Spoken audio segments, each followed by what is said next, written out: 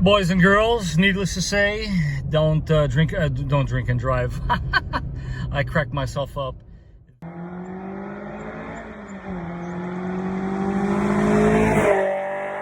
Ladies and gentlemen, welcome back to the channel. This is the Vikings garage. And so I had a great idea for a video. I can think of so many things that I love about 4Runner, and I could spend hours talking about it. But being that we're about to hit a really big milestone, I said to myself, why don't I make a video with the well-known issues that I've experienced along with the issues that I've dealt with in the business? Being that I have 12 years with Toyota and I've owned this car now for 4.5 years, why not do a video on that? All right, so let's get started. Literally. So I actually took the liberty of writing them all down in a book, because I actually, besides the ones that I've dealt with, I went around with some of my friend technicians and I asked them, you know, hey man, what were some of the crazier things you fixed on a 4Runner? So I put this list together for you guys. So let's start with the first one, which is the most obvious. And I'm sure at this point, if some of you have owned this car for more than, I want to say 5 years, 6, and you're over 100,000 miles, you've probably done this one. So I want to call this one actually the Achilles heel on this car, and that would be the front brakes, most precisely the front brake calipers. So the front brake calipers on this vehicle have a tendency, if you let them come out too far, they have a tendency, the inner pistons, to not want to retract. And what happens is you eventually have to just replace the caliper. Honestly guys, not a deal breaker whatsoever. Number 2 would be neutral safety switch. As you guys can see here, I have not yet replaced mine, but I'll be honest with you, it's definitely on its way out. How can you tell? All you gotta worry about is when your check engine light does come, it will trigger a code for it, and that's how you know you need one. Don't go crazy in replacing it. Honestly guys, you don't need to do that.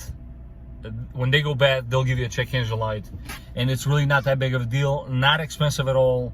Once again, just a minor little thing for owning such a great car. Third one, I'm gonna go with exhaust shields, because I find that issue to be so annoying. I personally honestly lost count how many times I had to put the car in the air and put an oversized washer with a nut to secure the shield. And as I'm sure you guys can see here, I actually have quite several ones missing because I just took them off. I point blank took them off, including the one on the cat on the driver's side. Where are we at? So number 3, I'm gonna go with the transfer case output shaft seal. So this seal, I replaced it, I want to say about 130,000 miles. I have seen this several times, and the one on the inside goes as well.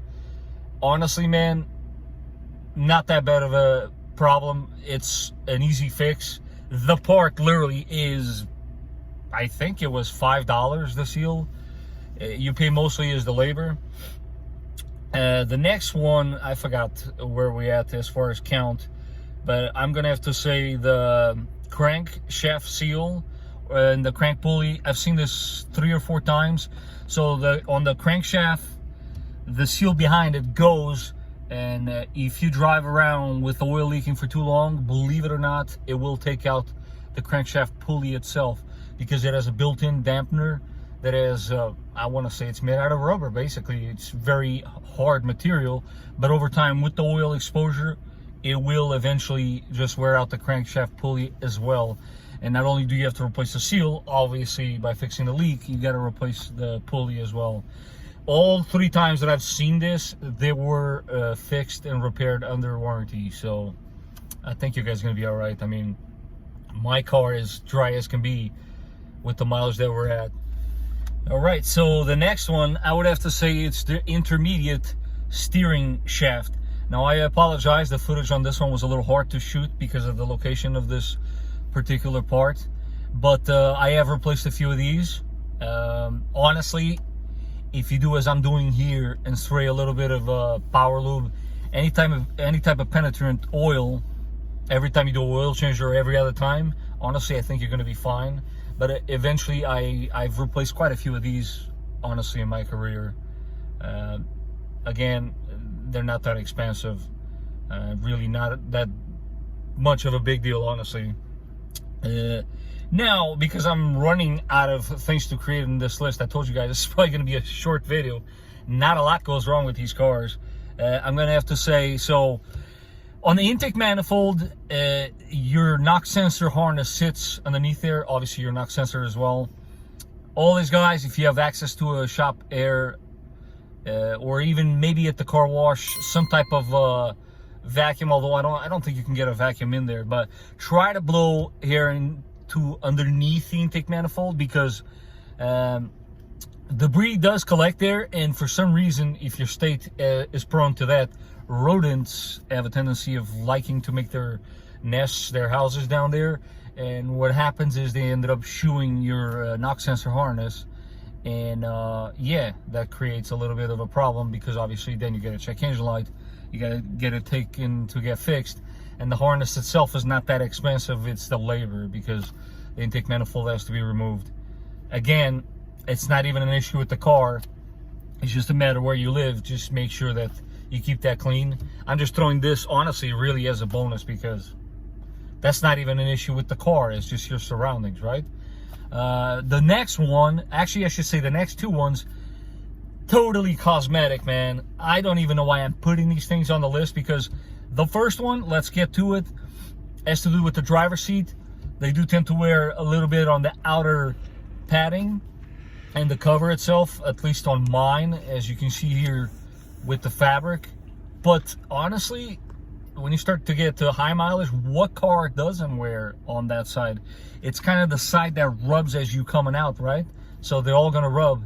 And last but not least, I have seen this several times.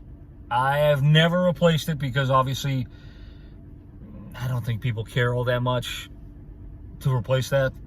But there's a very large trim piece on the passenger side on these cars that over time, I want to say it's because of heat. I really am not sure. But over time, they will start showing stress marks that cosmetically can be a little bit of an eyesore. Mine, as you guys saw, it doesn't bother me. I honestly, I'm not going to change this. I mean, I'm just going to let it be until it actually, I guess, breaks apart. And then when it does, we'll figure it out when we get there. Anyways, guys, that was my list. I hope that was useful. I feel like this might be one of the most important 4Runner videos I've made. I had a lot of fun, as always, making it. I appreciate you guys watching. Hey, if you know of more issues or more problems, put them down in the comments down below. I would love to see what you guys had to deal with. But honestly, I think you guys can all agree. I mean, these cars are proven over and over again to be a solid built, and man, my hat's off to Toyota, man, because when I'm done with this one, I am buying another one. And on that note, guys, I will catch you guys on the next one. Thank you for watching.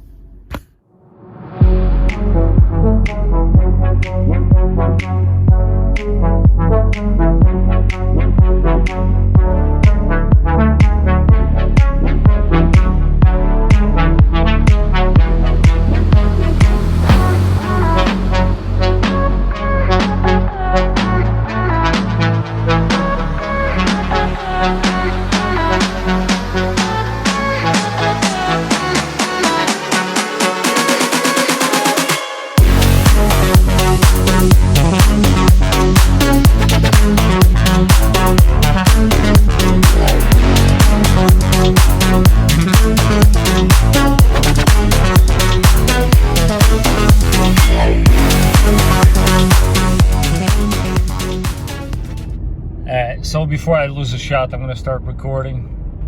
So as you guys can see there, we are getting there. Boys and girls, needless to say, don't drink and drive. I cracked myself up. Don't record videos and drive. That's what I'm trying to say. But before we get to that milestone, I figure I'll let you guys know. You see that average miles per gallon there?